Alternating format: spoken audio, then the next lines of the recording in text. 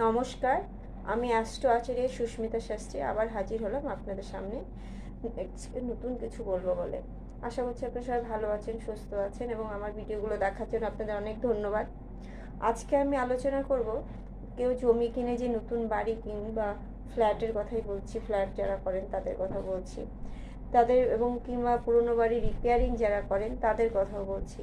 সেটা অবশ্যই মাস দিন সময় দেখে শুরু করতে পারলে খুবই ভালো হয়। বিশেষ করে মাস আর দিনটা তো অবশ্যই দেখা উচিত। তবে যারা করবে তাদের বাড়ির সদস্যরা সুস্থ থাকবে এবং যার নামে বাড়ি তারও আর্থিক উন্নতি ভালো হবে, পরিবারের সকলে সুখ সমৃদ্ধিতে বাস করতে পারবে সেই বাড়িতে। এবার আসছি কী কী মাসে বাড়ি করা শুভ এবং কী কী মাসে অশুভ।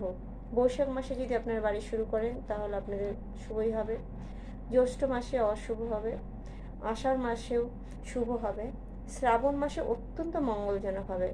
ভাদ্র মাসে যদি আপনারা বাড়ি শুরু করেন তাহলে ভালো হবে না, বরঞ্চ যা না খরচা হতো তার দ্বিগুণ খরচা হয়ে যাবে আপনাদের। সুতরাং ভাদ্র মাসে বাড়ি শুরু করবেন না। আশ্বিন মাসেও যার নামে বাড়ি হবে তার শারীরিক ক্ষয়ক্ষতি এবং যে বাড়িতে যারা বসবাস করবে তাদের শরীর স্বাস্থ্য ভালো যাবে না। সুতরাং আশ্বিন মাসেও আপনারা বাড়িঘর তৈরি করা শুরু করবেন না কিংবা রিপেয়ারিং করবেন না। আমি স্টার্টিংয়ের কথা কিন্তু বলছি। কার্তিক মাসে যদি বাড়ি শুরু করা যায় তাহলে খুবই ভালো হবে, সুখ সমৃদ্ধিতে সেই বাড়িতে বাস করতে পারবেন। অঘ্রাণ মাসে যদি বাড়ি শুরু করেন তাহলে যার নামে বাড়িটা হচ্ছে তার আর্থিক উন্নতি বৃদ্ধি পাবে।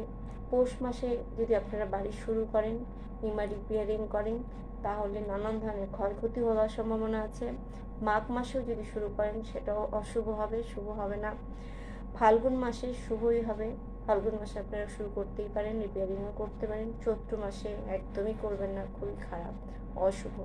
তো আমি যে মাসগুলোর কথা বললাম যে শুভ অশুভ এবং কী কী ক্ষয়ক্ষতি হতে পারে, কী খারাপ হতে পারে, সেগুলো আপনারা একটু ভালো মতো শুনবেন এবং চেষ্টা করবেন সেগুলো মেনে বাড়িঘর নতুন বাড়ি স্টার্ট করা কিংবা পুরনো বাড়ি রিপেয়ারিংয়ে স্টার্ট করা। আমি স্টার্টিংটার সময়টা মাসটার কথাই বলছি।